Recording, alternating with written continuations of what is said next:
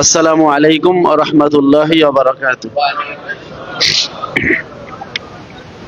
আমরা আল্লাহ রাব্বুল আলামিনের দরবারে অত্যন্ত মনোযোগ দিয়ে, অত্যন্ত গভীর অন্তর থেকে এজন্য শুকরিয়া জানাই যে আল্লাহ রাব্বুল আলামিন দুনিয়ার একটি শ্রেষ্ঠতম জায়গা, আল্লাহর ঘর মসজিদে কুল কায়নাতের শ্রেষ্ঠতম ব্যক্তিত্ব নূর নবী মুহাম্মদুর রাসূলুল্লাহ সাল্লাল্লাহু আলাইহি ওয়াসাল্লামের শানে আলোচনা মাহফিলের এই দীর্ঘ 12 দিন ব্যাপী মাহফিলের আজ প্রথম দিনে তার পবিত্র ঘরে তার পেয়ারা হাবিবের আলোচনায় শরীক হওয়ার তৌফিক দান করেছেন। এজন্য শুকরিয়া দান বলে আলহামদুলিল্লাহ। লা ইন শাকারতুম লা আযীদান্নাকুম ওয়া লা ইন কাফারতুম ইন্না আযাবি লাশাদীদ। আল্লাহ বলেছেন, যদি তোমরা বান্দা আমার নেয়ামতের শুকরিয়া করো আমি তোমাদেরকে আমার নেয়ামত বাড়িয়ে দিব, আর যদি নেয়ামতের শুকরিয়া আদায় না করো তাহলে জেনে রেখো আমার শাস্তি কিন্তু খুবই কঠিন। আমি আল্লাহ যেমন রহমানুর রহিম, আমি আল্লাহ তদ্রুপ কাহার, শাস্তিও দিতে পারি। আজিজুন যুনতিকাম, মহাপরাক্রমশালী, মহাশাস্তিদাতা। সুতরাং এই পবিত্র মাহে রবিউল আউয়াল, রাসূল পাক সাল্লাল্লাহু আলাইহি ওয়াসাল্লামের পবিত্র বেলাদাতের এই মাস, যেই মাসটা একজন মুমিনের কাছে সবচেয়ে প্রিয় মাস, ঠিক কিনা বলেন? কারণ মুমিনের কাছে আল্লাহ এবং আল্লাহর হাবিবের চেয়ে প্রিয় আর কিছু কি আছে? আর কিছু নাই। শুধু তাই না, হাদিস শরীফে বলা হয়েছে, আনাস ইবনে মালিক রাদিয়াল্লাহু আনহু قال رسول الله صلى الله عليه وسلم لا يؤمن أحدكم حتى أكون أحب إليه من والده وولده والناس أجمعين। যতক্ষণ তোমাদের কারো কাছে আমি নবী, তার পিতামাতা, ছেলে মেয়ে, দুনিয়ার সকল মানুষের চেয়ে বেশি প্রিয় না হব, ততক্ষণ সে ইমানদার হতে পারবে না। বলেন সুবহানাল্লাহ। তার মানে হচ্ছে দুনিয়ার সবকিছু এক পাশে, নবী এক পাশে। যদি নবীকে সবচেয়ে বেশি ভালোবাসা না যায়, নবীজি বলতেছেন লা ইউমিনু, তার ঈমান হবে না। নবীর মহব্বত, এটা হলো ঈমানের ফাউন্ডেশন, ঠিক কিনা বলেন? যার হৃদয়ে নবীর মহব্বত যত বেশি, তার ঈমান তত পাকা। নবীর মহব্বত যদি না থাকে, নবীর প্রতি ভালোবাসা না থাকে, নামাজ পড়লেও তার ঈমান কবুল হবে না। হবে? নবীজির যুগে মুনাফিকরা, তারা নামাজ পড়তো কিনা? মসজিদে এসে নামাজ পড়তো, নবীদের সাথে জিহাদেও চাইতো, কিন্তু নবীর প্রতি তাদের মহব্বত ছিল না, নবীর প্রতি তাদের বিদ্বেষ ছিল, ঘৃণা ছিল। এ কারণে কোরআনে আল্লাহ তাদেরকে বলেছেন ফিদ্দারকিল আসফালি মিনান নার, জাহান্নামের সবচেয়ে নিচের স্তরে। এজন্য নবীর মহব্বত এটা হলো এমন একটা আমল, যেই আমল নাজাতের জন্য যথেষ্ট, ঠিক কিনা বলেন? যেই আমল থাকলে আমার ঈমান আরো মজবুত হবে, আমার নামাজ আরো পাকাপোক্তা হবে, আরো সেটা কোয়ালিটিফুল হবে। এজন্য আমাদের জীবনে রাসূল পাক সাল্লাল্লাহু আলাইহি ওয়াসাল্লামের মহব্বত এত জরুরি, এত জরুরি যে আমাদের নিজের জীবনের চাইতেও তাকে বেশি ভালোবাসতে হবে। সহিহ বুখারীর 2য় খণ্ডের মধ্যে আছে, ওমরে ফারুক রাদিয়াল্লাহু আনহু, তিনি হচ্ছেন একবার আল্লাহর নবীর কাছে গিয়ে বলেন, ইয়া রাসূলুল্লাহ আনতা ইলাইয়া আহাব্বু ইলাইয়া মিন কুল্লি শাইইন ইল্লা মিন নাফসি। হে আল্লাহ রাসূল, আপনি আমার কাছে দুনিয়ার সবকিছুর চাইতে বেশি প্রিয়, তবে আমার জানটা ব্যতীত, আমার জীবনটা ছাড়া। নবীজি কি বললেন? লা ইয়া উমর, উমর হয় নাই যতক্ষণ পর্যন্ত হাত্তা আকুনা হাব্বা ইলাইকা মিন নাফসিকা। হে উমর, তোমার নিজের জীবনের চাইতে আমি নবী মুহাম্মদ সাল্লাল্লাহু আলাইহি ওয়াসাল্লাম যদি বেশি প্রিয় না হই, তাহলে তোমার ঈমান হবে না। নবীজি সাল্লাল্লাহু আলাইহি ওয়াসাল্লাম এই কথা বলার পরে ওমরের দিকে যখন তাকালেন, ওমর রাদিয়াল্লাহু আনহু সেই নবীর নজরে নবুয়তে তার ভিতরটা পরিবর্তন হয়ে গেল। সাথে সাথে হযরত ওমর বলেন, আল আনা ইয়া রাসূলুল্লাহ আনতা আহাব্বু ইলাইয়া মিন নাফসি। ইয়া রাসূলুল্লাহ, এখন থেকে আপনি আমার কাছে আমার নিজের জীবনের চেয়ে বেশি প্রিয়। বলেন সুবহানাল্লাহ। নবীজি কি বললেন? আল আনা ইয়া উমর, উমর এখন হয়েছে। সত্যিকারের সাহাবায়ে কেরাম তারা আল্লাহর নবী সাল্লাল্লাহু আলাইহি ওয়াসাল্লামকে নিজের জীবনের চেয়ে বেশি ভালোবাসতেন। সেটা তারা বিভিন্ন যুদ্ধের ময়দানে, সেই উহুদ যুদ্ধ সহ বিভিন্ন যুদ্ধে সেটা প্রমাণ তারা দিয়েছেন, কি ঠিক কিনা বলেন? তারা নিজেদের বুকের মধ্যে তীর লাগিয়েছেন।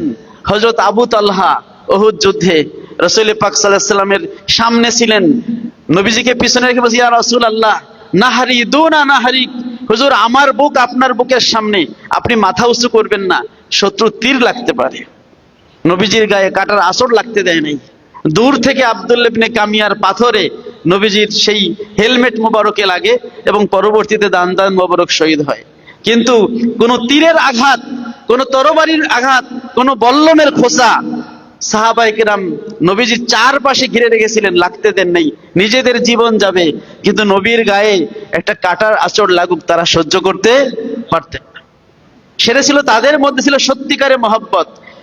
যখন উম্মত তার নবীকে ওইভাবে মহব্বত করবে, সাহাবায়ে কেরাম যেইভাবে মহব্বত করেছে ওইভাবে নবীর প্রতি ঈমান আনবে, সাহাবায়ে কেরাম যেভাবে নবীর প্রতি ঈমান আনছে, তখনই হবে তার ঈমানের খাঁটিত্ব, তখনই তার ঈমানের মধ্যে ইখলাস আসবে, ঈমান খাঁটি হবে, ঈমান মজবুত হবে। আমিনু কামা আমানান নাস, সাহাবায়ে আমাদেরকে বলা হয়েছে সাহাবারা যেভাবে ঈমান এনেছে তাদের মতো ঈমান আনো। সাহাবায়ে কেরাম হচ্ছে আমাদের মেয়ারে হক, সত্যের মাপকাঠি।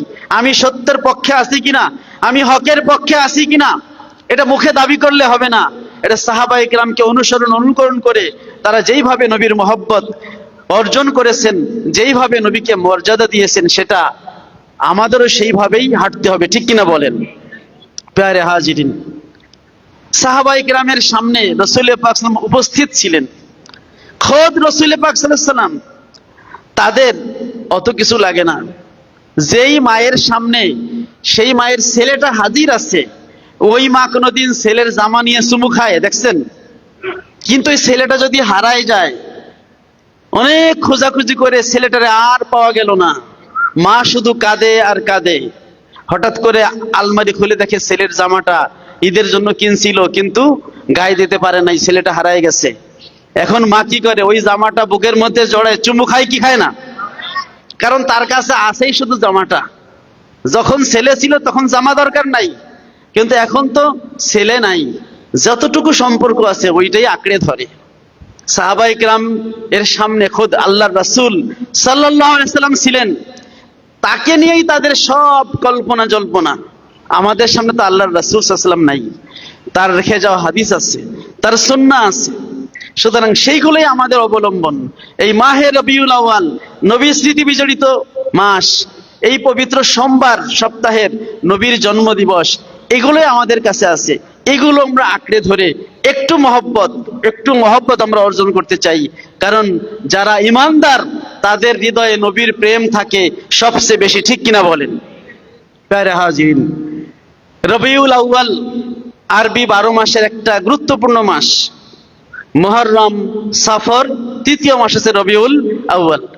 রবিউল আউয়ালের মাসের 12 তারিখ প্রসিদ্ধ কওল মতে রাসূল পাক সাল্লাল্লাহু আলাইহি সাল্লামের পৃথিবীতে আগমন। মুস্তাদরাকে হাকিমে ইমাম ইবনে ইসহাক রাহমাতুল্লাহ আলাইহি বিশুদ্ধ সূত্রে এই কথাটা বর্ণনা করেছেন। রবিউল আউয়াল মাসের 12 তারিখ আব্দুল্লাহ ইবনে আব্বাস রাদিয়াল্লাহু থেকে সহিহ বুখারী সহ বিভিন্ন কিতাবে আছে, নবীজির জন্ম মোবারক হয়েছিল পবিত্র সোমবারে। সোমবার নিয়ে কোনো মতভেদ নাই। যেই মাসে রাসূল পাক সাল্লাল্লাহু আলাইহি ওয়াসাল্লাম জন্ম নিয়েছিলেন সেটাকে বলা হয় বেলাদাতের মাস বা মিলাদের মাস। যেই দিনে জন্মগ্রহণ করেছিলেন সেটা বেলাদাতের দিন, জন্মের দিন। এই যে রাসূল পাক সাল্লাল্লাহু আলাইহি ওয়াসাল্লামের জন্ম মোবারক বা পৃথিবীতে আগমনের যে দিনটা মিলাদুন নবী, ওই দিনটা বা ওই মাসটাকে আমরা মিলাদুন নবীর মাস বা মিলাদুন নবীর দিন বলে অভিহিত করে থাকি। এটা নতুন কোনো বিষয় নাই, কারণ এই সৃষ্টি জগতে যা কিছু আছে সবকিছুরই জন্ম হয়, হয় কি হয় না?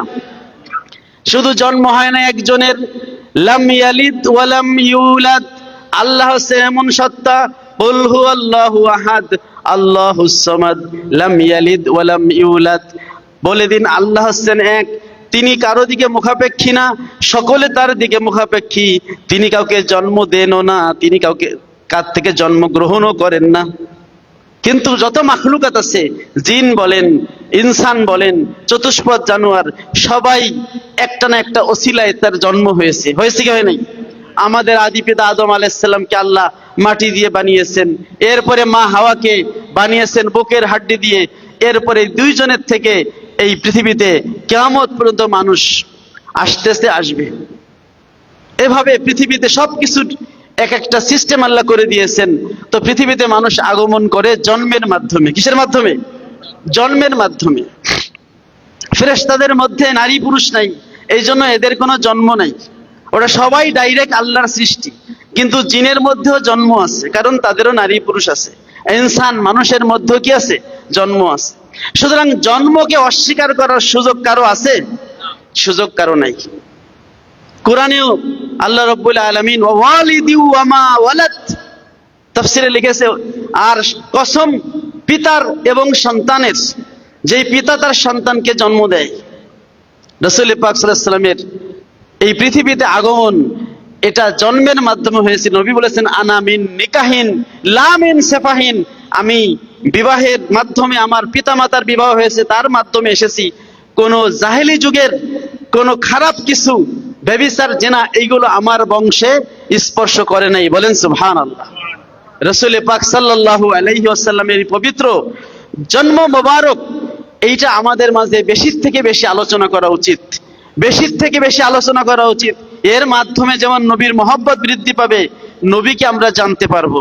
প্যারে হাজিরিন, আমাদের এখানে যেই বিষয়বস্তুটা দেয়া হয়েছে, পবিত্র ঈদে মিলাদুন নবী ও সিরাতুন নবী, এ বিষয়ে ইনশাআল্লাহ আমরা আসবো আলোচনায়। যে আমাদের সমাজে যখনই এই প্রতি বছর রবিউল আউয়াল মাস আসে, যারা নবীর আশেক, যারা নবীর সুন্নি, সেই উম্মত যারা আছেন, যারা হচ্ছেন আহলে সুন্নাত ওয়াল জামাতের সঠিক আকীদা পোষণ করেন, নবীর মহব্বতকে তাদের ঈমানের ফাউন্ডেশন মনে করেন, নবীর মহব্বত বৃদ্ধির জন্য তারা নবীর আলোচনা এই রবিউল আউয়াল মাসে করে থাকে। কি করে, কি করে না? আল্লাহ বলেছেন, ওয়ারাফানা লাকা যিকরাক, হে নবী, আমি আল্লাহ নিজে আপনার আলোচনাকে সবার উপর করেছি। ওয়ারাফানা, আর আমি উঁচু করেছি, লাকা, আপনার, যিকরাক, আলোচনা। জিকির মানে আলোচনা। নবীর আলোচনাকে উন্নত করেছেন কে? সুতরাং পৃথিবীর সকল মানুষ যদি নবীর আলোচনাকে নিচে নামাতে চায়, নামাতে পারবে? আল্লাহ বলেন, ওয়ারাফানা লাকা যিকরাক, তাফসীরে এসেছে হাইসু যুকিরতু যুকিরতা, হে নবী, আমি আপনার আলোচনাকে সবার উপরে করে দিয়েছি। এর ব্যাখ্যা হলো, আমি আল্লাহর আলোচনা যেখানে হবে, আপনি নবীর আলোচনাও সেখানে হবে। আজানে আল্লাহর নাম আছে কি নাই? নবীর নাম আছে কি নাই? একামতে নবীর নাম আছে কি নাই? নামাজে আত্তাহিয়াতুর মধ্যে নবীর নাম আছে কি নাই? আসসালামু আলাইকা আইয়ুহান নবী, নবীকে আমরা নামাজে সালাম দেই কি দেই না? তো নামাজ তো আল্লাহর, কিন্তু আল্লাহ চান তার বন্ধুর নামটাও তার সাথে থাকুক। আজানে আজান তো আমরা আল্লাহর দিকে ডাকি, কিন্তু আল্লাহ চান আমার বন্ধুর নামটাও থাকুক। কালেমার মধ্যে লা ইলাহা ইল্লাল্লাহু মুহাম্মাদুর রাসূলুল্লাহ আছে কি নাই? আল্লাহ চান তার বন্ধুর নামটা থাকুক। দুনিয়ার কোন মানুষ যদি না চায়, সে আল্লাহ রাসূলের দুশমন। ঠিক কিনা বলেন? সুতরাং পবিত্র রবিউল আউয়াল, যেই মাসে নবীর আগমন হয়েছিল, সেই মাস মুমিনের খুশির মাস। ঠিক কিনা বলেন? এই মাসে বেজার হয়েছিল ইবলিস, শয়তান। কে হয়েছিল? কিতাবে লিখেছে, ইবলিস মোট 3 বার দুঃখিত হয়ে সে চিৎকার করেছিল। একবার সূরা ফাতিহা নাজিল হওয়ার সময়, একবার কোরআনের প্রথম নাজিল হওয়ার সময়, আর একবার হলো মুহাম্মদুর রাসূলুল্লাহ সাল্লাল্লাহু আলাইহি সাল্লামের জন্মক্ষণে। ইবলিসকে তার সঙ্গীরা জিজ্ঞেস করলো, হুজুর আপনি কেন চিৎকার মারলেন, কেন দুঃখিত হলেন? ইবলিস বলল, এই দীর্ঘদিন আমি সারা জীবন কষ্ট করে, পরিশ্রম করে আল্লাহর ঘর কাবা ঘরের মধ্যে 360টা মূর্তি স্থাপন করলাম, আর আজকে যার পৃথিবীতে জন্ম হয়েছে, তার জন্মই হয়েছে এই কাবা ঘর থেকে মূর্তিগুলো বাইর করে দেওয়ার জন্য। এই দুঃখে আমার মিশনটা যে ধ্বংস হয়ে যাবে, এই দুঃখে আমি কাঁদতেছি। তাহলে নবীর আগমনে কাঁদলো কে? নবীর আগমনে দুঃখ পাইল কে? আর নবীর আগমনে যদি কেউ বুঝে খুশি হয়, তার তো আল্লাহর কাছে কত সফলতা, কত সফলতা আল্লাহই ভালো জানেন। নবীর আগমনে যদি না বুঝেও খুশি হয়, আল্লাহ তাকে পুরস্কার দেন। বলেন সুবহানাল্লাহ। রাসূল পাক সাল্লাল্লাহু আলাইহি ওয়াসাল্লামের যখন জন্ম হলো, নবীর চাচা হন আবু লাহাব, যে মুসলমান হয় নাই, যার বিরুদ্ধে কোরআন আয়াত নাজিল হয়েছে, এর পরবর্তীতে এই আবু লাহাবের একজন দাসী ছিল সুয়াইবিয়া। সুয়াইবিয়া সে নবী সাল্লাল্লাহু আলাইহি ওয়াসাল্লামের একদিনের জন্য দুধ পান করিয়েছিলেন মা হালিমার কাছে যাওয়ার আগে। এই সুয়াইবিয়া এসে বলেছিল, হে আমার মনিব আবু লাহাব, আপনার যে ভাই মারা গেছে আব্দুল্লাহ, তার একটা ছেলে হয়েছে, বলেন সুবহানাল্লাহ। আবু লাহাব খুশি হয়ে বলে দিল আনতে হুররা, এই ডান হাতের শাহাদাত আঙ্গুলি দিয়ে। সহিহ বুখারী কিতাবুর রাদাত দুগ্ধপানের অধ্যায়ে এই হাদিসটা আছে। সাঈদ ইবনে মুসাইয়াব রাহমাতুল্লাহ আলাইহি বর্ণনা করেছেন, নবী আরেক চাচা যিনি মুসলমান হয়েছেন হযরত আব্বাস রাদিয়াল্লাহু আনহু, তিনি স্বপ্নে দেখলেন তার ভাই আবু লাহাবকে। জিজ্ঞেস করেন, ভাই আবু লাহাব, মৃত্যুর পরে তুমি কেমন আছো? আবু লাহাব বললেন, ভাই আমি তো ঈমান আনি নাই, খুবই খারাপ অবস্থায় আছি, কবরে খুবই খারাপ অবস্থায় আছি। তবে প্রতি সোমবার আমার কবরের আযাবটা একটু হালকা হয়ে যায়, এই আঙ্গুল দিয়ে আমি মধু পাই, সেটা একটু পান করি, তখন আমার আযাবটা সোমবার একটু লাঘব হয়ে যায়, বলেন সুবহানাল্লাহ। তো নবীর জন্ম মোবারকে সে খুশি হলো। খুশি হওয়ার কারণে যেহেতু তার ঈমান নাই, এই জন্য চিরস্থায়ী মুক্তি সে পাবে না, কিন্তু নবীর জন্মে যে খুশি হলো, এজন্য আল্লাহ তাকে বঞ্চিত করেন নাই। সুতরাং যার ঈমান আছে সে যদি নবীর জন্ম মোবারকে খুশি হয়, তাকে আল্লাহ অবশ্যই জান্নাতুল ফেরদাউস দান করবেন, বলেন আমিন।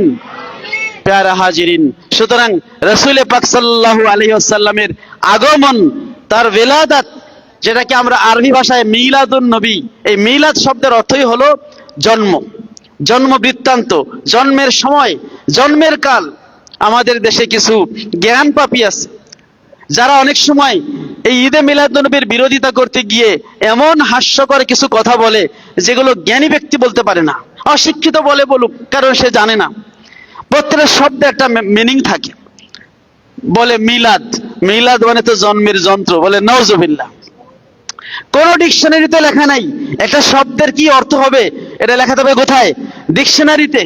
আরবি অভিধান আছে, ডিকশনারি মৌজাম আছে, লুগাত আছে, আল মুনজিদ, এরপরে আছে আল মৌজামুল ওয়াসিদ, লিসানুল আরব, তাজুল আরুস, আল কামুসুল মুহিত, এরকম বড় বড় অভিধান আছে। আপনি খুঁজে দেখেন মিলাদ শব্দের অর্থ কি। হাদিসেও মিলাদ শব্দের ব্যবহার আছে। প্যারে হাজিরিন, মিলাদ শব্দের আছে ওয়াক্তুল বেলাদাত, বেলাদাতের সময়, অর্থাৎ একজন ব্যক্তি কখন জন্মগ্রহণ করলো, যেটাকে আমরা বলি ডেট অফ বার্থ। কি বলি? ডেট অফ বার্থ, জন্মের দিন বা জন্মের তারিখ, জন্মের যে সময়টা, ওটাকে বলা হয় মিলাদ। তাই মিলাদুন নবী মানে নবীর জন্মের সময়, নবীর জন্মের তারিখ। আর এর আগে যখন আপনি ঈদ শব্দটা লাগাবেন, ঈদ ও মিলাদিন নবী, নবীর জন্ম দিবস বা নবীর জন্ম মোবারকের খুশি। ঈদ শব্দের একটা অর্থ হলো খুশি, একটা অর্থ হলো দিবস, সেটা আপনি যে অর্থে নেন। অধিকাংশ ক্ষেত্রে ঈদ শব্দটা খুশি অর্থে আসে। নবীর জন্মে আবার অনেকে খুশি হতে চায় না। আমরা বলি যে না, যারা নবীকে ভালোবাসো তারা খুশি হও, খুশি হও। খুশি প্রকাশ করতে যদি কৃপণতা লাগে, কমপক্ষে মনে মনে খুশি হও। মনে মনে খুশি না হলে তোমার হাসর কিন্তু ভালো লোকদের সাথে হবে না। যারা শয়তান নবীর জন্মে দুঃখ পেয়েছে, কিন্তু যে নবীকে ভালোবাসে সে নবীর আগমনে সে অবশ্যই খুশি হয়। কুল কায়নাত খুশি হয়েছে, ঠিক কিনা বলেন? প্যারে হাজিরিন, রাসূল পাক সাল্লাল্লাহু আলাইহি ওয়াসাল্লাম যাকে সৃষ্টি না করলে কুল কায়নাত আল্লাহ সৃষ্টি করতেন না। যার ওসিলা আমরা আজকে দুনিয়ায় আদম আলাইহিস সালাম থেকে শুরু করে ঈসা আলাইহিস সালাম পর্যন্ত সকল নবী রাসূল যারা এসেছেনই শেষ নবীর দাওয়াত দিতে। আদম আলাইহিস সালাম তার ছেলেদের বলে গেছেন মৃত্যুর আগে, বাবা আমি পাইলাম না, শেষ নবী আগমন করতেছে, তোমরা পাইলে তার প্রতি ঈমান আনবে। নূহ আলাইহিস সালাম তার সন্তানদের বলে গেছেন, মূসা আলাইহিস সালাম তার উম্মতকে বলে গেছেন, ইব্রাহিম আলাইহিস সালাম থেকে শুরু করে সকল নবী রাসূল বলে গেছেন। এমনকি হযরতে ঈসা আলাইহিস সালাম বলে গেছেন, কোরআনের সূরা সফের মধ্যে সেটা আল্লাহ উল্লেখ করেছেন, ইয়াতি মিন বাদি ইসমুহু আহমদ, আমার পরে একজন আসতেছে তার নাম হলো আহমদ, আহমদ মুস্তাফা, মুহাম্মদ মুস্তাফা, তিনি আমার পরে আসতেছেন। প্রত্যেক নবী রাসূল এই শেষ নবীর কথা বলে গেছেন। আল্লাহ রাব্বুল আলামিন কোরআনের সূরা আলে ইমরানের মধ্যে সেই ঘটনা উল্লেখ করেছেন, ওয়াইজ আখাযাল্লাহু মিসাকান নাবিয়িনা লামা আতাইতুকুম মিন কিতাবি ওয়া হিকমা। যখন আল্লাহ রাব্বুল আলামিন নবী রাসূলদের থেকে সেই রূহের জগতে অঙ্গীকার নিলেন, আল্লাহ রাব্বুল আলামিন কুল কায়নাতের সকল মানুষ থেকে একটা অঙ্গীকার নিছেন, আলাস্তু বিরাব্বিকুম, আমি কি তোমাদের প্রভু না? আর দ্বিতীয় যেটা স্পেশাল একটা বৈঠক, যেখানে শুধু নবী রাসূলরা ছিল, তাদেরকে বলেছেন যে হে আমার নবী রাসূল, আমি তোমাদের কাছ থেকে মর্ম অঙ্গীকার নিতে চাচ্ছি যে লামা আতাইতুকুম মিন কিতাবি ওয়া হিকমা, তোমাদেরকে আমি কিতাব দিছি, জ্ঞান দিছি, তারপরে তোমাদের কাছে যদি আমার সেই কাঙ্ক্ষিত শেষ নবী যায়, লাতুমিনুন্না বিহি, তোমরা ঈমান আনবে। সকল নবীরা বলল অবশ্যই আল্লাহ আমরা ঈমান আনবো।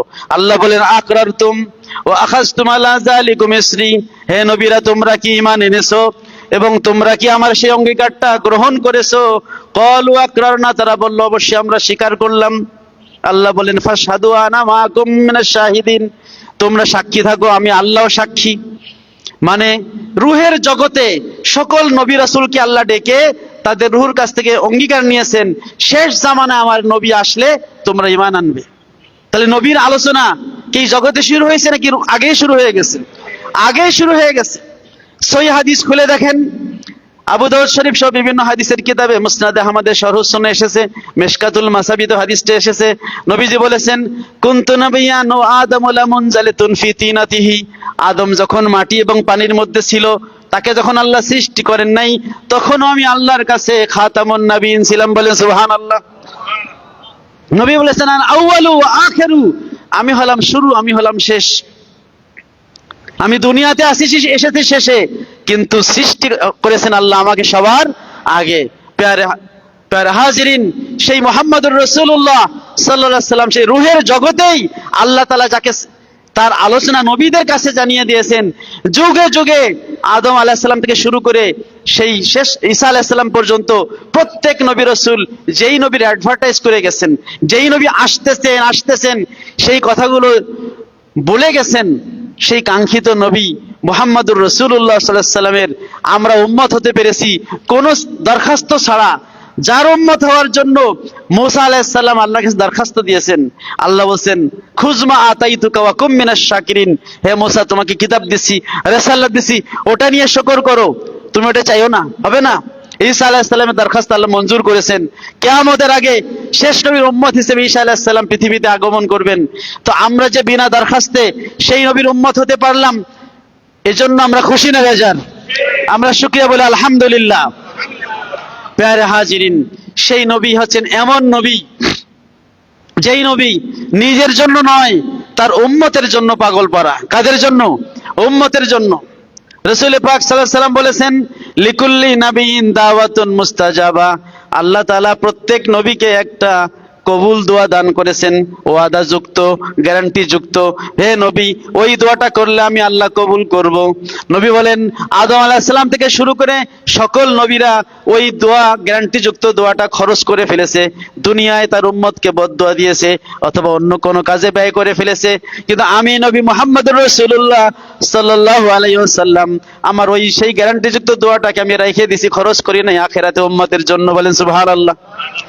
উম্মতকে শাফাআত করার জন্য আমি রেখে দিছি, কিয়ামতে বলবো আল্লাহ আমার উম্মতকে জাহান্নামে দিও না। বলেন সুবহানাল্লাহ। উহুদের ময়দানে যার দান মোবারক শহীদ হয়েছে, সেই তায়েফের ময়দানে কাফেরের পাথরের আঘাত খেয়েছেন, তারপরও তিনি বদদুয়া দেন নাই। কারণ যদি ওই দোয়াটা খরচ হয়ে যায়, আখিরাতে তিনি তার উম্মতকে বাঁচাবেন কি দিয়ে? সুবহানাল্লাহ। প্যারে হাজিরিন, সেই নবী যিনি তার উম্মতকে সবচেয়ে বেশি ভালোবাসতেন, যেই নবীকে ভালোবাসা আমাদের জন্য জরুরি, আর সেই নবীর আগমনের মাসকে, যেটা একজন ইমানদারের আনন্দের মাস, সেই মাসকে যখন কেউ বাগবিদণ্ডায় ফেলে দেয়, সেই মাসকে যখন ক্রিটিসিজম করে, তখন একজন নবী প্রেমিকের হৃদয়ে রক্তক্ষরণ হয়। ঠিক কিনা বলেন? প্যারে হাজিরিন, কিছু মানুষ আছে বুঝালে বোঝে, আর যাদের অন্তর কালো, যাদের কপাল খারাপ, তারা বোঝালেও বোঝে না। না জানতে পারে সেটা কোনো সমস্যা না, সে জেনে নিবে। কিন্তু যে জেনেও বেয়াদবি করে, বেয়াদবির কিন্তু মুক্তি নাই। অনেক কাফের নবীর সাথে, নবীকে স্বীকার করে নাই, পরে আবার দাওয়াত পেয়েছে, মুসলমান হয়েছে, আছে কিনা? আছে না নাই? কিন্তু যারা বেয়াদবি করেছে নবীর সাথে, আল্লাহ তাদের ছেড়ে দেন নাই। নবী অনেক সময় মাফ করে দিয়েছেন, কিন্তু আল্লাহ ছাড়েন নাই। নবীজির চাচা আবু লাহাব, সে যখন নবী সাল্লাল্লাহু আলাইহি সাল্লামকে বলল তাব্বান লাকা ইয়া মুহাম্মদ, হে মুহাম্মদ তোমার ধ্বংস হোক, আল্লাহ বললেন তাব্বাত ইয়াদা আবি লাহাবি ওয়া তাব। সে বলল একবার তাব্বা, আল্লাহ বললেন দুইবার তাব্বা। তাব্বা মানে তুমি ধ্বংস হও। নবীর সাথে বেয়াদবি করলে আল্লাহ ছেড়ে দেন? আল্লাহ তাকে ছাড়েন না, কারণ তিনি হচ্ছেন আল্লাহর প্যারে হাবিব, সবচেয়ে প্রিয় ব্যক্তিত্ব, সবচেয়ে প্রিয় বন্ধু। সুতরাং নবীর শান ও মান এটা অনেক। এজন্য রাসূল পাক সাল্লাল্লাহু আলাইহি সাল্লামের এই আগমনের মাস, যাকে আমরা মিলাদুন নবী বলি, সেই মিলাদুন নবীটার হাকিকাতটা কি এটা আমাদের জানা দরকার। তারপর আরেকটা শব্দ এসেছে সিরাতুন নবী। নবীর জন্মের মাসে মিলাদুন নবী, এটাই হলো প্রাসঙ্গিক। কিন্তু কিছু মানুষ আছে চালাকি করে। চালাকি করে কি করে? তারা বলে যে না, আমরা মিলাদুন নবীর মাসে সিরাতুন নবী করি। আমরা বলি ভাই তোমরা সিরাতুন নবী করো, সমস্যা নাই, তাও নবীর কিছু গুণগান গাও, ঠিক কিনা বলেন? মিলাদুন নবীও যার, সিরাতুন নবী কার? তারই। আমার নবীর মিলাদুন নবীর, সিরাত নবীর। আমরা যারা মিলাদুন নবী পালন করি, আমরা সিরাতকে অস্বীকার করি না। কিন্তু তোমরা সিরাতুন নবীর পালন করতে গিয়ে অনেক সময় মিলাদকে একটু খারাপ চোখে দেখো, এইটা ঠিক না। বলেন ঠিক কিনা? কারণ মিলাদ মানে জন্ম, সিরাত মানে জীবনী। আপনি একটা জীবনী লিখবেন, জন্ম তারিখ ছাড়া জীবনী হয় কি? জন্ম ছাড়া জীবনী হয়? আগে তো জন্ম নিতে হবে, তারপর না জীবনী হবে। সুতরাং সিরাতের মধ্যে মিলাদকে অবশ্যই রাখতে হবে। হবে কি হবে না? সিরাত তো সারা সারা বছরই পালন করবেন। এখন এই মাস তো মিলাদের মাস, কারণ এই মাসে রাসূল পাক সাল্লাল্লাহু আলাইহি ওয়াসাল্লামের জন্ম হয়েছে, এটা মিলাদের মাস। তারা বলে যে রাসূল সাল্লাল্লাহু আলাইহি ওয়াসাল্লাম তো রবিউল আউয়াল সেই 785 ওই শতাব্দী, সেই সময় জন্মগ্রহণ করেছে, এতদিন পরে তোমরা কেন মিলাদ করো? আমরা বলি ভাই, মিলাদ এই উদযাপনটা আমরা প্রথম করি নাই, কারণ যার মিলাদ তিনি প্রথম উদযাপন করেছেন, ঠিক কিনা বলেন? মুহাম্মদুর রাসূলুল্লাহ সাল্লাল্লাহু আলাইহি ওয়াসাল্লাম তিনি প্রতি সোমবারে রোজা রাখতেন। সাহাবায়ে কেরাম দেখলেন নবীজি রোজা রাখে, সাহাবায়ে কেরামের অভ্যাস ছিল নবীজিকে যখন যে কাজ করতে দেখে তারা সেটাই শুরু করে। জিজ্ঞেস করে আপনি এটা কেন করতেছেন? নবীজি বললেন ফিহে উলিদতু ওয়া ফিহে উনজিলা আলাইয়া। ও আমার সাহাবীরা, আমি প্রতি সোমবারে রোজা রাখি দুইটা কারণে। কয়টা কারণে? ফিহে উলিদতু, এক নম্বরে বললেন কারণ হচ্ছে এই মাসে আমার জন্ম হয়েছে। বলেন সুবহানাল্লাহ। ফি, এই সোমবারে আল্লাহ তাআলা আমাকে দুনিয়াতে পাঠিয়েছেন, আমার মাতৃর কোল থেকে আমি দুনিয়াতে নেমেছি। ফিহে উলিদতু, এই সোমবারে আমার জন্ম হয়েছে, এই জন্য রোজা রাখি। ও ফিহে উনজিলা আলাইয়া, আর এই 40 বছর বয়স যখন হয় আমার পর প্রথম কোরআন শরীফ নাজিল হয়, সেটা ছিল সোমবার। বলেন সুবহানাল্লাহ। তো দুইটা নিয়ামত। ওই প্রশ্ন যখন করা হলো, নবীজি বললেন যে একটা হলো আমার জন্ম হয়েছে, আর একটা হলো কোরআন নাজিল হয়েছে। তো হাদিস দ্বারা কি বুঝলাম? শুধু হাদিস শুধু কলা কলা পড়ে গেলাম, কিছু বুঝলাম না, সেইটা হবে না ভাই। হাদিস পড়বেন বুঝে বুঝে। নবীজিকে জিজ্ঞেস করা হলো আপনি কেন সোমবার রোজা রাখেন? নবীজি বললেন কারণ ওই দিনে আমার জন্ম হয়েছে। তার মানে কি? যে আপনাকে আল্লাহ তাআলা যেই পৃথিবীতে আগমনের যে নিয়ামতটা দিলেন, সেই নিয়ামতের শুকরিয়া হিসেবে নবীজি ওই সোমবারে রোজা রেখেছেন, ঠিক কিনা বলেন? সুতরাং যখনই আপনার উপরে কোনো নিয়ামত আসবে, আপনি আল্লাহর শুকরিয়া হিসেবে কিছু একটা করতে হবে। আপনি খাবার খাইলেন, খাওয়ার পর শুকরিয়া হিসেবে আমরা কি বলি? আলহামদুলিল্লাহ। আলহামদুলিল্লাহিল্লাযী আত'আমানা ওয়া সাকানা ওয়া জাআলানা মুসলিমিন। শর্টে আলহামদুলিল্লাহ। যখন আমরা ঘুম থেকে উঠি কি বলি? আলহামদুলিল্লাহিল্লাযী আহইয়ানা বা'দা মা আমাতানা ওয়া ইলাইহিন নুশুর। এভাবে যে কোনো নিয়ামতে আমরা কি করি?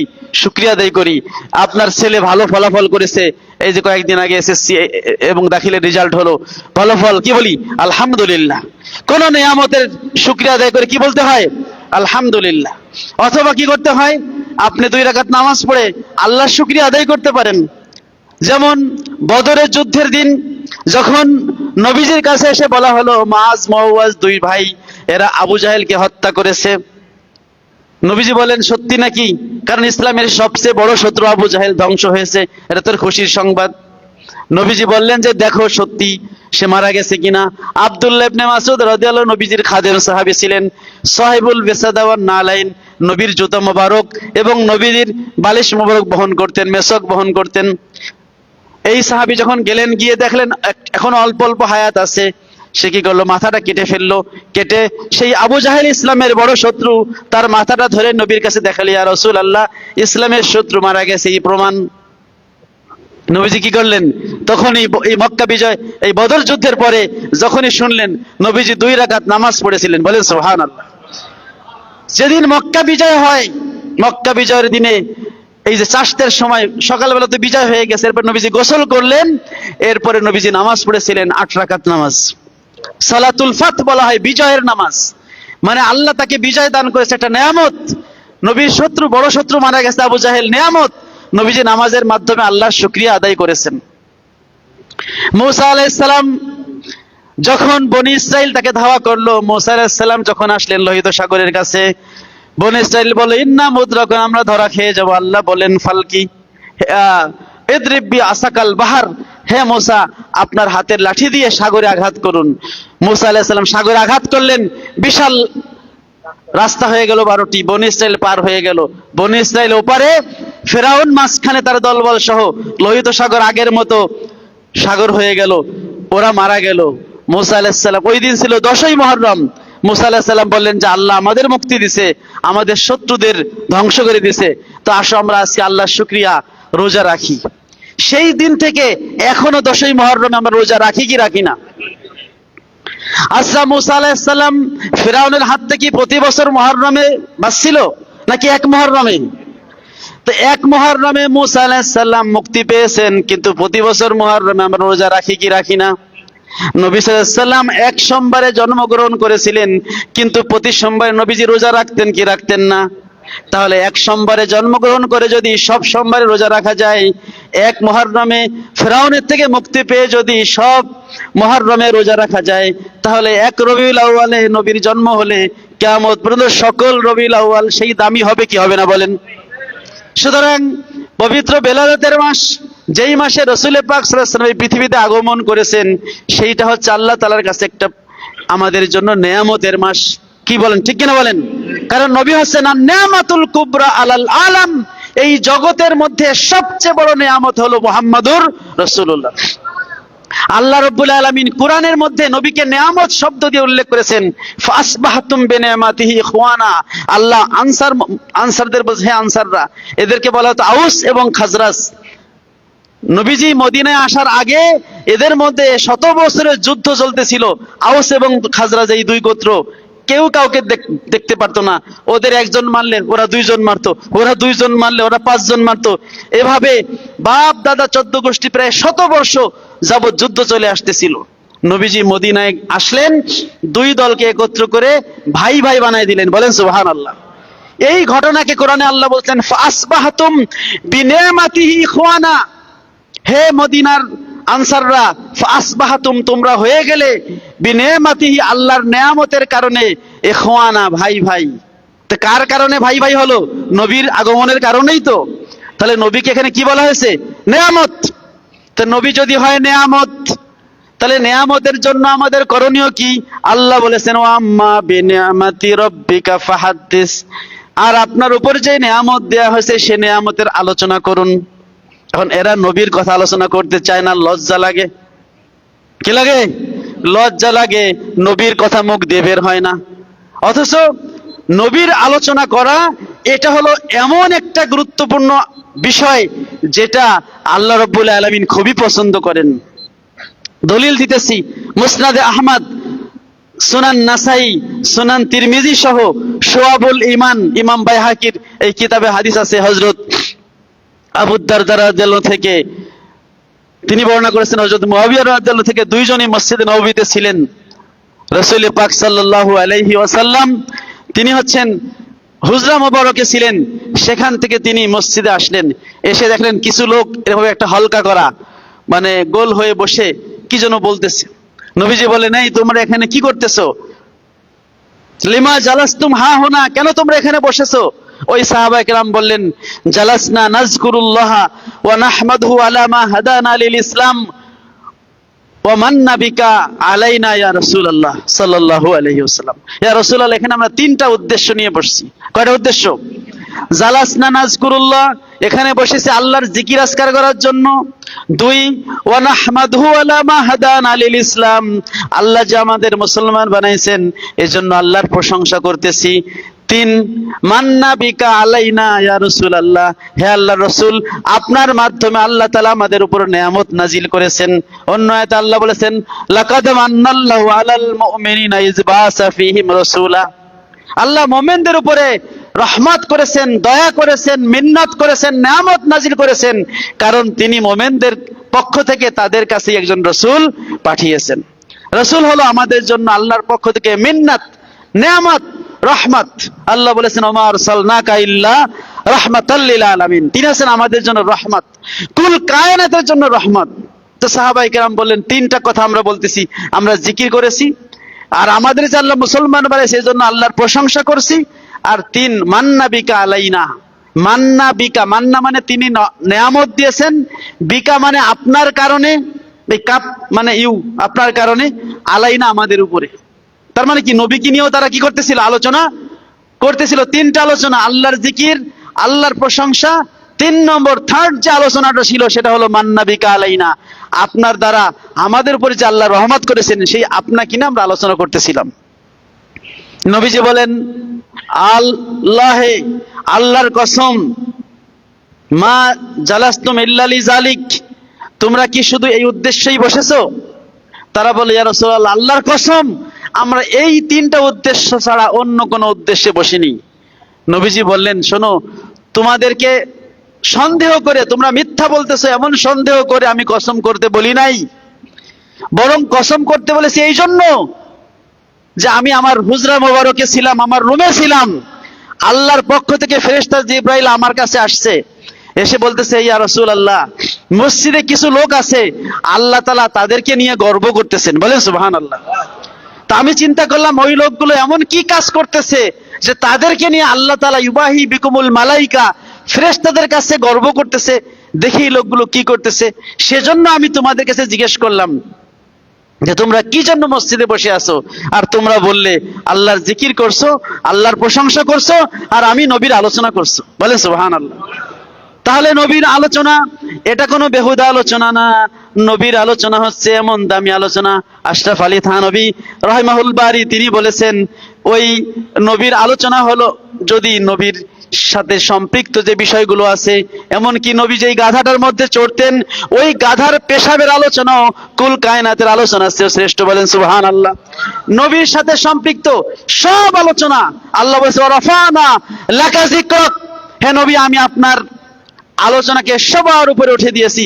সুতরাং রাসূল পাক সাল্লাল্লাহু আলাইহি ওয়াসাল্লামের মহব্বত বৃদ্ধি করার জন্য এই মাহে রবিউল আউয়ালে এই মিলাদুন নবীর আলোচনা আছে সবচেয়ে শ্রেষ্ঠতম আলোচনা, ঠিক কিনা বলেন? প্যারে হাজিরিন, মিলাদ শব্দ যেটা বলতেছিলাম, অনেকে বলে মিলাদ শব্দ এটা কি আবার হাদিসে আছে? আছে, যদি আপনি পড়েন অর্থ সহ বুঝে বুঝে আপনি পেয়ে যাবেন। জামে তিরমিজি খুলুন, বাবু মা জাআ ফি মিলাদিন নবী সাল্লাল্লাহু আলাইহি ওয়াসাল্লাম, নবীর মিলাদ নিয়ে একটা অধ্যায় ইমাম তিরমিজি করেছেন। সেখানে হাদিসে আছে যে হযরত আব্বাস থেকে হাদিস এবং উসমান ইবনে আফফান, দুইটা হাদিস ওখানে আছে। উসমান ইবনে আফফান রাদিয়াল্লাহু আনহু, নবীজির যিনি পরবর্তীতে জামাতা হয়েছিলেন, চার খলিফার অন্যতম তৃতীয় খলিফা, উনি কবাস ইবনে আশিয়াম একজন সাহাবী, তাকে জিজ্ঞেস করলেন, আনতা আকবারু আম রাসূলুল্লাহ, হে ভাই কবাস, তুমি বড় নাকি আল্লাহর রাসূল বড়? জন্ম তারিখ নিয়ে আমরা আলোচনা করি না যে ভাই তোমার জন্ম কবে, তুমি বড় না আমি বড়? তো হযরত উসমান, তিনি নবীর অনেক ছোট, ওসমান জিজ্ঞেস করলেন কবাস ইবনে আশিয়ামকে, ভাই কবাস আপনি বড়, আনতা আকবারু আম রাসূলুল্লাহ, তুমি বড় নাকি আল্লাহর রাসূল বড়? কবাস ইবনে আশিয়াম বললেন, রাসূলুল্লাহ আকবারু মিন্নি ওয়ালাকিন আকদামু মিনহু ফিল মিলাদ। কত আদব দেখেন, উনি বলেন আল্লাহর রাসূলই বড়, তবে জন্ম আমার আগে হয়েছে, বলেন সুবহানাল্লাহ। উনি কিন্তু বলেন না আমি বড়, উনি বলেন আল্লাহর রাসূলই বড়, কিন্তু আনা আকদামু মিনহু ফিল মিলাদ, আমি জন্মের দিক থেকে একটু আগে আসছি দুনিয়াতে। একে বলে আদব। কি বলা হয়? আদব। সাহাবায়ে কেরাম এত আদব, আল্লাহ রাসূলের ক্ষেত্রে কোনো প্রশ্ন করলে বলে দিতেন আল্লাহু ওয়া রাসূলু আলামু, আল্লাহ এবং রাসূলই ভালো জানেন। আল্লাহ এবং রাসূলের সামনে তারা জোরে গলায় কথা বলতেন না, উচ্চ আওয়াজে কথা বলতেন না, এত আদব দেখাতেন। কারণ আদব হচ্ছে এমন একটা জিনিস, আদব দ্বারা সবকিছু অর্জন করা যায়। রজুলুন বিলা আদাবিন কা শাজারিন বিলা সামারিন, যেই লোকের আদব কায়দা নাই সে ওই গাছের মতো যেই গাছে কোনো ফল ধরে না। এজন্য আদব কায়দা পিতামাতার প্রতি আদব, শিক্ষকের প্রতি আদব, বড়দের প্রতি আদব। বড়দের আদব করতে হবে, আর ছোটদের কি করতে হবে? স্নেহ করতে হবে। এখন স্নেহ উঠে গেছে, আদব কায়দা উঠে গেছে। এটা কিয়ামতের আলামত। কিয়ামতের আগে আদব কায়দা উঠে যাবে। এজন্য সন্তানকে আদব শিক্ষা দিতে হবে। নবীজি বলেছেন, আদ্দিবা আওলাদাকুম সালাসা খিসাল, তোমাদের সন্তানদেরকে ছোটকালে তিনটা জিনিস শিখাও, তিনটা আদব শিখাও। তার মধ্যে একটা হচ্ছে হুব্বু নবী ও হুব্বু আলি বাইতিহি ও তিলাওয়াতুল কোরআন। নবীর ভালোবাসা শিখাও, নবীর আহলে বায়াতের প্রতি ভালোবাসা শিখাও, আর কোরআন তেলাওয়াত শিখাও। যেই সন্তানকে তার পিতামাতা কোরআন তেলাওয়াত শিখায়, যেই সন্তানকে তার পিতামাতা নামাজ শিখায়, ওই নামাজি সন্তান পিতামাতাকে বৃদ্ধাশ্রমে রাখে না, রাখে না। কারণ সে আল্লাহকে জানছে, যার মাধ্যমে আল্লাহ তাকে সেই সম্মানের ব্যবস্থা করে দিবেন। ঠিক কিনা বলেন? প্যারে হাজিরিন, সুতরাং এখানে বাবু মা জাফি মিলাদিন নবী। আপনি দেখেন তাবারানি শরীফ, ইমাম আবুল কাসেম তাবারানি 3টা হাদিসের কিতাবে লিখেছেন, আল মুজামুল কবির, আল মুজামুল আওসাত, আল মুজামুস সাগীর। আল মুজামুল কবির 16 খণ্ড, অনেক বড়। ওইখানে মা আম্মাজান আয়েশা রাদিয়াল্লাহু থেকে হাদিস আছে, আন্না রাসূলুল্লাহ সাল্লাল্লাহু আলাইহি ওয়াসাল্লাম ও আবু বকর তাযাকারা মিলাদাহুমা ইনদি। আম্মাজান আয়েশা বলছে যে আমার ঘরে আল্লাহর রাসূল, ওনার স্বামী এবং আমার বাবা আবু বকর, এই দুইজন তাযাকারা মিলাদাহুমা, তারা তাদের মিলাদ নিয়ে আলোচনা করেছেন। বলেন সুবহানাল্লাহ। আল্লাহর রাসূল এবং আবু বকর আলোচনা করেছেন। নবী বলছেন আমি অমুক সালে জন্ম নিয়েছি, আবু বকর বলছে আমি অমুক সালে। হযরত আবু বকর নবী থেকে 2.5 বছরের ছোট ছিলেন এবং মারাও গেছেন 2.5 বছর পরে, কম বেশি। তো যাই হোক, তাহলে রাসূল পাক সাল্লাল্লাহু আলাইহি ওয়াসাল্লাম তার নিজের জন্ম তারিখ তিনি সাহাবীদের সাথে নিয়ে আম্মাজান আয়েশার ঘরে আলোচনা করছেন কি করছেন না? শুধু করেন সেটা না, নবীজির সেই জন্ম মোবারক যখন হয়েছিল তার আম্মাজানের গর্ভ থেকে, যখন মা আমিনা থেকে তার পৃথিবীতে আগমন হয়েছিল, সেই সময়ের কথাও নবীজি আলোচনা করেছেন হাদিসের মধ্যে। একদল আছে, যখন আমরা মিলাদ শরীফে আলাম্মা তাম্মা এই দোয়াটা পড়ি, তাওয়াল্লুদ পড়ি, কয় লজ্জার কথা, জন্মের কথা বলা যায় কিনা? আরে ভাই, আমার আপনার জন্ম লজ্জার হতে পারে, কিন্তু নবীর জন্ম লজ্জার না। কি লজ্জার?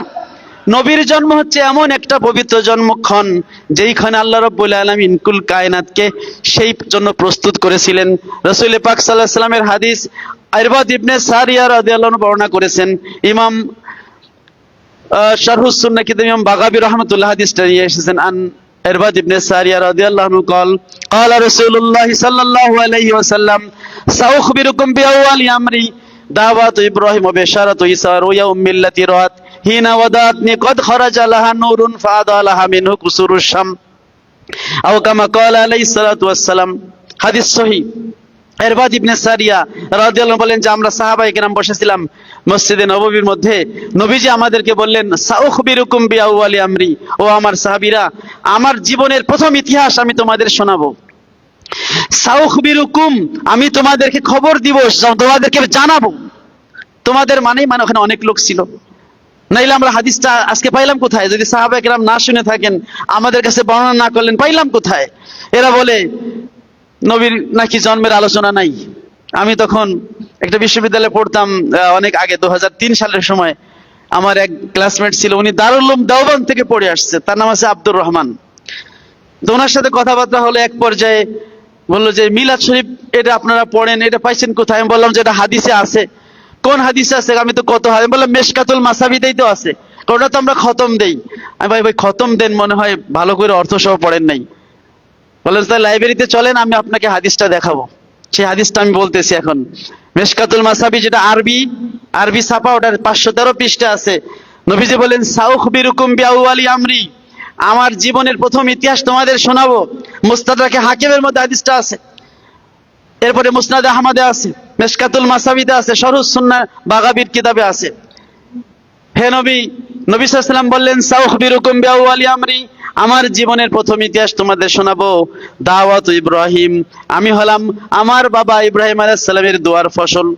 ইব্রাহিম আলাইহিস সালাম তার ছেলে ইসমাইল যখন দুইজনে কাবা ঘর তৈরি করেছিলেন, ওয়াইজ ইয়ারফা ইব্রাহিমুল কওয়াইদা মিনাল বাইত ইসমাইল, ওই সময় দুইজন বাপ বেটা যখন কাবা ঘর তৈরি করলেন, রব্বানা তাকাব্বাল মিন্না বললেন যে আল্লাহ এই কাবা ঘর আমাদের কাছ থেকে কবুল করো। দেখছেন আল্লাহর হুকুম, আল্লাহর হুকুমে বানাচ্ছে, আবার বলতেছে আল্লাহ কবুল করো। আল্লাহ তো কবুল করবেই, আমাদের দায়িত্ব হলো দোয়া করা, যে আল্লাহ নামাজ পড়লাম এটা আপনার হুকুম, কিন্তু আল্লাহ কি করেন? কবুল করেন। একদল আছে দোয়া মারা দিতে চায় না, আছে কি নাই? আল্লাহর কাছ থেকে কখনো অমুখাপেক্ষী থাকা যাবে না।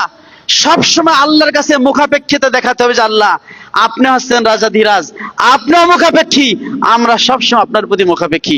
আল্লাহ নামাজ পড়লাম, হইল কি হইল না, আল্লাহ কবুল করে নেন, ভুল ত্রুটি মাফ করে কবুল করে নেন।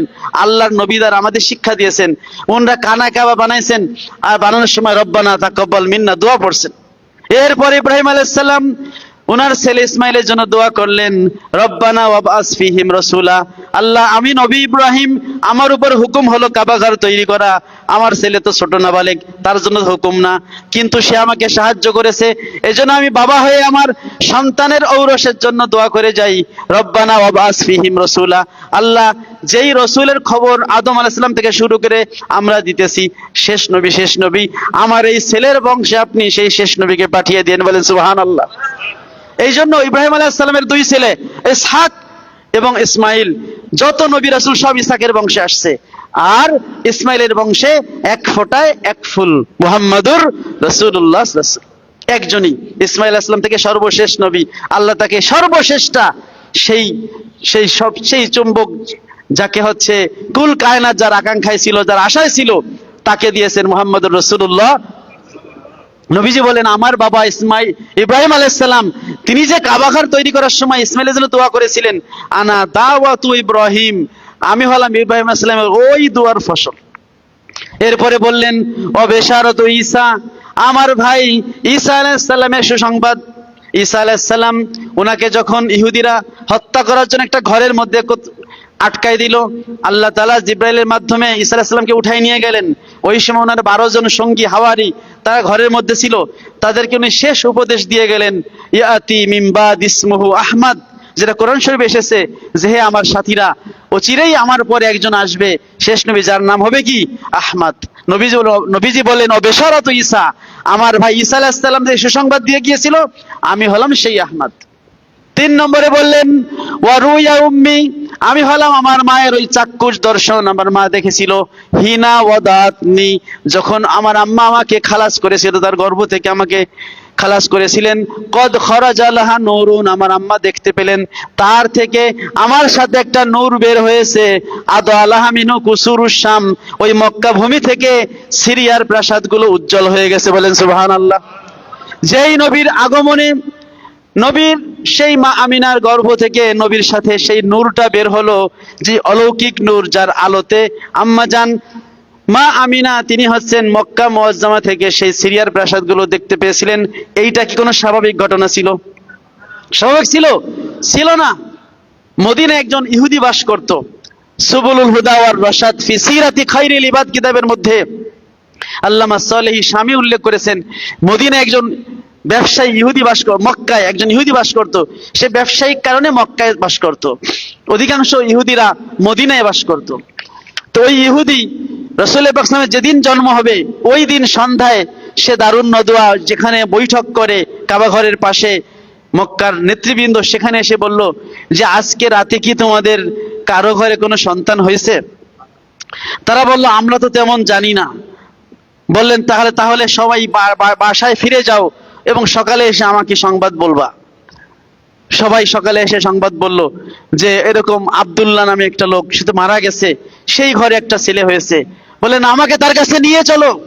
নিয়ে যাওয়া হলো মা আমিনার ঘরে। বলল যে আমাকে যদি সন্তানটা একটু দেখাতেন। দেখাইলো। তিনি সন্তানের উপর করে দেখলেন, সেই পিঠের উপরে মোহরে নবুয়াত, সন্তানটাকে দিয়ে উনি ইহুদিটা বেহুশ হয়ে পড়ে গেল, বলেন সুবহানাল্লাহ। হুশ আসার পরে ইহুদিকে জিজ্ঞেস করলো, ইহুদি তুমি কেন বেহুশ হয়ে পড়ে গেলে? উনি বললেন, আমি তাওরাত কিতাবে যেই নবীর নাম শুনেছি ইনি সেই নবী। হে মক্কাবাসীরা, সুসংবাদ গ্রহণ করো, এর মাধ্যমে সারা দুনিয়াব্যাপী তোমাদের নাম ছড়ায় যাবে। আমি দুঃখে বেহুশ হলাম এই কারণে, এতদিন আমরা ইহুদিরা আশায় ছিলাম শেষ নবী আমাদের বনি ইসরাইল বংশে আসবে, কিন্তু তোমাদের বনি ইসরাইলে চলে আসছে। হাসান বিন সাবেত, যিনি পরবর্তীতে মুসলমান হয়েছিলেন, নবীজির সভাকবি ছিলেন, উনি বলেন, তখন আমার বয়স 7 কি 8, আমরা মদিনায় থাকতাম। হঠাৎ করে দেখি সন্ধ্যার সময় একজন ইহুদি মদিনার একটা টিলা থেকে দৌড়ে নামতেছে আর বলতেছে, তলা নাজমু আহমদ, তলা নাজমু আহমদ, আহমদের তারকা উদিত হয়ে গেছে, আমাদের তারকা উদিত হয়ে গেছে। বলেন সুবহানাল্লাহ। নবীর যেদিন আগমন হয়েছে ওই দিন আকাশে তারকা, একটা বিশেষ তারকা উদিত হয়েছিল, যেটা ছিল ওই তাওরাত কিতাবের একটা লিখিত সিমটম, যে তাওরাত কিতাবে শেষ নবী কেমন হবেন, তিনি কোথায় বসবাস করবেন, তিনি কোথায় হিজরত করবেন, কোথায় ব্যবসা করতে যাবেন, তার স্ত্রী কেমন হবে, তার সাহাবারা কেমন হবে, একেবারে ইন টোটাল সব লেখা আছে। প্যারে হাজিরি, সেই তাওরাত কিতাবের সুসংবাদ নিয়ে অনেক ইহুদিরা পরে মুসলমান হয়েছে রাসূল পাক সাল্লাল্লাহু আলাইহি ওয়াসাল্লামের আমলে। সুতরাং যেই নবী সাল্লাল্লাহু আলাইহি ওয়াসাল্লামের আগমনের আগেই তাওরাত ইনজিলে যার কথা বর্ণিত হয়েছে, কোরআনে যার কথা বর্ণিত হয়েছে, যেই নবীর জন্য পাগল পড়া কুল কায়নাত, যেই নবীর উম্মত হওয়ার জন্য দরখাস্ত করেছে বড় বড় জলিলুল কদর পয়গম্বর, যেই নবী তার উম্মতকে কিয়ামতের ময়দানে শাফাআত করার জন্য দুনিয়াতে কষ্ট সহ্য করেছেন, সেই গ্যারান্টিযুক্ত দোয়াটা খরচ করেন নাই, সেই নবীকে ভালোবাসা আমাদের প্রয়োজন আছে কি নাই? যেই নবীকে আল্লাহ বলেছেন, ওমা আরসালনাকা ইল্লা রাহমাতাল লিল আলামিন, হে নবী আমি আপনাকে কুল কায়নাতের জন্য রহমত স্বরূপ পাঠিয়েছি। এই আয়াতে নবীকে রহমাতুল লিল আলামিন, কুল কায়নাতের জন্য রহমত বলেছেন। এই রহমত আমাদেরকে দান করেছেন, ঠিক কিনা বলেন? এখন রহমত তো পেয়ে গেলাম, রহমত পাইলে কি করতে হবে সেটাও আল্লাহ অন্য আয়াতে বলে দিয়েছেন, কুল বিফাদলিল্লাহি ওয়া বিরহমাতিহি ফাবিযালিকা ফালইফরাহু, হে নবী আপনি বলে দিন আপনার উম্মতকে তারা যেন আল্লাহর ফজল এবং রহমত পেয়ে খুশি হয়। কি হয়? বিফাদলিল্লাহ, আল্লাহর ফজল মানে করুণা পেয়ে, ওয়া বিরহমাতিহি তার রহমত পেয়ে, ফাবিযালিকা ফালইফরাহু তারা যেন খুশি হয়। ফারিহা ইয়াফরাহু মানে খুশি হওয়া। তো নবীকে পেয়ে খুশি হইতে বললেন কে?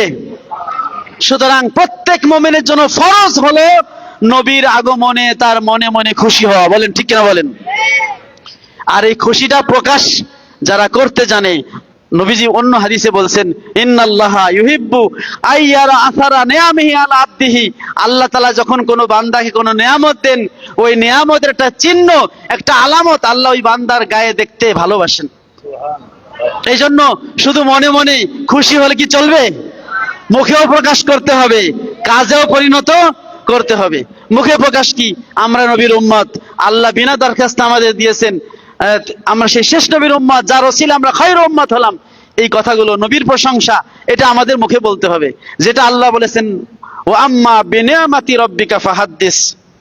আজকে যারা নবীর আলোচনা করতে লজ্জা পায়, তারা যেন আমাদের হুজুর আজকে এই আয়াতটা পড়ছে, সুম্মা লা তুসআলুন্না ইয়াওমাইযিন আনিন নাইম, আজকে মাগরিবে পড়ছে কি পড়ছে না? এর মানে কি? অতঃপর সুম্মা লা তুসআলুন্না, অবশ্যই প্রশ্ন করা হবে, ইয়াওমাইযিন সেই দিন, আনিন নাইম নিয়ামত সম্পর্কে। তো নবী কি আমাদের জন্য নিয়ামত না?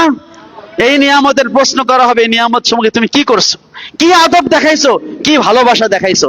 প্যারে হাজিরিন, সুতরাং নবী নামক যে নিয়ামত, যেটা আল্লাহ আমাদের দান করলেন, সেই নিয়ামতের শুকরিয়া আদায় করার দরকার আছে কি নাই?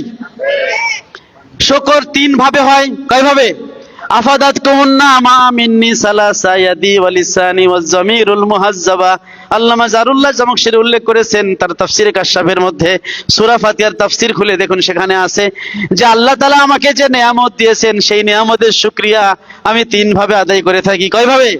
একটা হলো শুকর বিল কলব, অন্তর দিয়ে শুকর, একটা হলো শুকর বিল লিসান, জবান দিয়ে শুকর, আর একটা হলো শুকর বিল জাওয়ারে, অঙ্গ প্রত্যঙ্গ দিয়ে শুকর। তো শুকর বিল কলব, অন্তর দিয়ে শুকর মানে খুশি প্রকাশ করা যে রাসূল পাক সাল্লাল্লাহু আলাইহি ওয়াসাল্লাম এই দুনিয়ায় আসছেন, তিনি না আসলে আমরা তো শেষ নবীর উম্মত হতে পারতাম না। পারতাম? আমরা যে কোরআন পেলাম, আমরা যে এই লাইলাতুল কদর পেলাম, যা কিছু পেলাম, একটা নেক আমল করলে 10 থেকে 700 গুণ পেলাম, সব কার ওসিলায়? মুহাম্মাদুর। এজন্য মনে মনে খুশি হতে হবে। দ্বিতীয়ত মুখে সেটা প্রকাশ করতে হবে। তৃতীয়টা হলো কর্মের মাধ্যমে। কিসের মাধ্যমে? কর্মের মাধ্যমে শুকরিয়া। যেমন নবীজি তার সোমবারে, তিনি প্রতি সোমবারে কি করতেন? রোজা রাখতেন, তার জন্মের শুকরিয়া হিসেবে। আবার মূসা আলাইহিস সালাম তিনি রোজা রেখেছেন, নবীজি নামাজ পড়ে শুকরিয়া আদায় করতেন। তাহাজ্জুদ নামাজ পড়তে পড়তে অনেক সময় পা ফুলে যেত। আম্মাজান বললেন যে কদ তাওয়াররামাত কদামাকা ইয়া রাসূলুল্লাহ, আপনার পা তো ফুলে গেছে, মোটা হয়ে গেছে, অথচ কদ গফারাল্লাহু মা তাকাদ্দামা মিন যামবিকা ওয়া মা তাআখারা, আপনার তো সব মাপ, আপনি কেন এত ইবাদত করেন? নবীজি কি উত্তর দিলেন? আফালা কুনু আবদান শাকুরা, আমি কি আল্লাহর শুকরগুজার বান্দা হব না? মানে শুকরগুজার বান্দা হওয়ার জন্য নবীজি কি করছেন? রাতে তাহাজ্জুদ নামাজ পড়ছেন। মানে হলো শুকরিয়া নামাজের মাধ্যমে করা যায়, শুকরিয়া রোজার মাধ্যমে করা যায়, শুকরিয়া দান সৎকার মাধ্যমে করা যায়, যে কোনো নেক আমলের মাধ্যমে শুকরিয়া আদায় করা যায়। সুতরাং আমরা যে নবীর জন্য আজকে আলোচনা মাহফিল করলাম, এটা একটা শুকরিয়া। শুকরিয়া কিনা বলেন?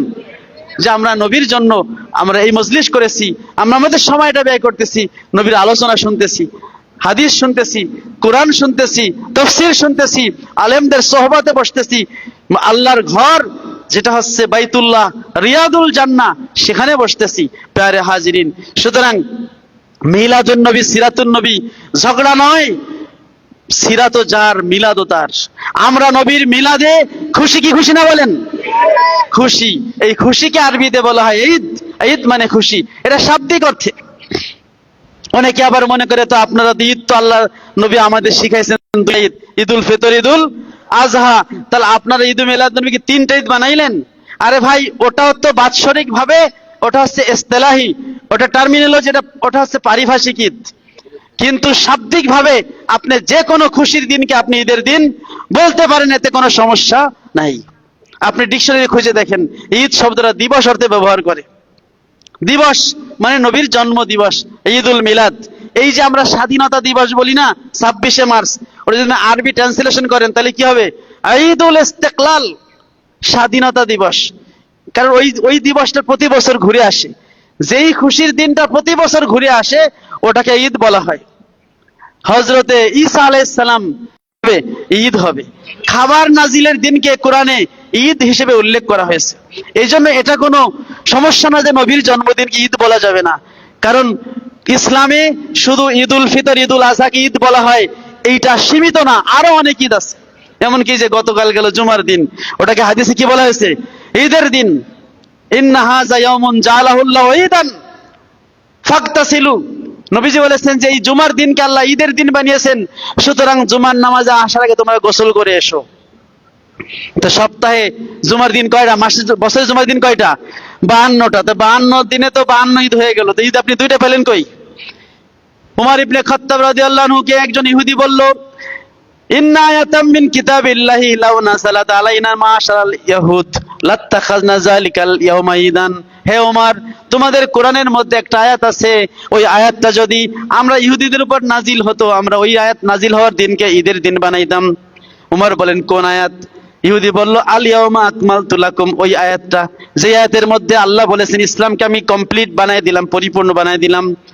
হযরত উমর বললেন, ওই আয়াত কোন দিনে নাজিল হয়েছে ওইটা আমি জানি, ওইটা আরাফাতের ময়দানে, ওইটা জুমার দিন নাজিল হয়েছে। আব্দুল্লাহ ইবনে আব্বাস রাদিয়াল্লাহু আনহু বর্ণনায় হাদিসে উল্লেখ আছে যে নাযালাত ফি ইয়াউমি ঈদাইনে। আরে ইহুদি, ওই দিনকে আমাদের ঈদের দিন বানানোর কোনো দরকার নাই, দুই ঈদের দিনেই তো নাজিল হয়েছে। মুসলমানদের কাছে আরাফাটাও ঈদের দিন, জুমাও ঈদের দিন, আর আরাফা এবং জুমা একই দিনে হয়েছিল। সেই দিনে আল্লাহ তাআলা, ওই খুশির দিনে আল্লাহ তাআলা ওই আয়াতটা নাজিল করেছেন। সুতরাং হাদিসে পাইলাম কি? আরাফাটাও ঈদের দিন। সুতরাং যেই দিনে আপনি কোনো খুশি পাইবেন, হযরত আলী রাদিয়াল্লাহু থেকে বর্ণিত আছে, যেই দিন আমার থেকে কোনো গুনাহ হয় নাই ওইটা আমার ঈদের দিন। বলেন সুবহানাল্লাহ। কারণ ওইটা আমার খুশির দিন, যে আজকে আমার দ্বারা আল্লাহর কোনো নাফরমানি হয় নাই। কারণ নাফরমানি করে ইবলিস, সে মুআল্লিমুল মালাইকা থেকে, সেই সর্বোচ্চ মর্যাদা থেকে সে কি হয়ে গেল? শয়তানুর রাজিম। সুতরাং যদি আমার ঈদ হবে যদি আমার দ্বারা ওই আল্লাহর কোনো নাফরমানি না হয়। প্যারে হাজির, এই জন্য সিরাতুন নবী ভাই যারা পালন করেন, আমরাও করি। আমরা যে জুমার দিনে আলোচনা করি, নবীর জীবনী তো বলি, নবীর হাদিসই তো বলি, পুরো কোরআনটাই তো নবীর জীবনী, পুরো হাদিসটাই তো নবীর জীবনী। সুতরাং আমরা যখন কোরআন হাদিস থেকে আলোচনা করি, ওটাই সিরাতুন নবী। কিন্তু স্পেশালি যখন রবিউল আউয়াল আসে, তখন আপনারা সিরাতুন নবী বলেন, এটা আপনার উদ্দেশ্যটা ভালো না, কাজটা খারাপ না, সিরাতুন নবী অবশ্যই ভালো, কিন্তু আপনাদের নিয়তটা মনে হয় ভালো না। তাইলে আপনারা নবীর জন্মের মাসে জন্মের অনুষ্ঠান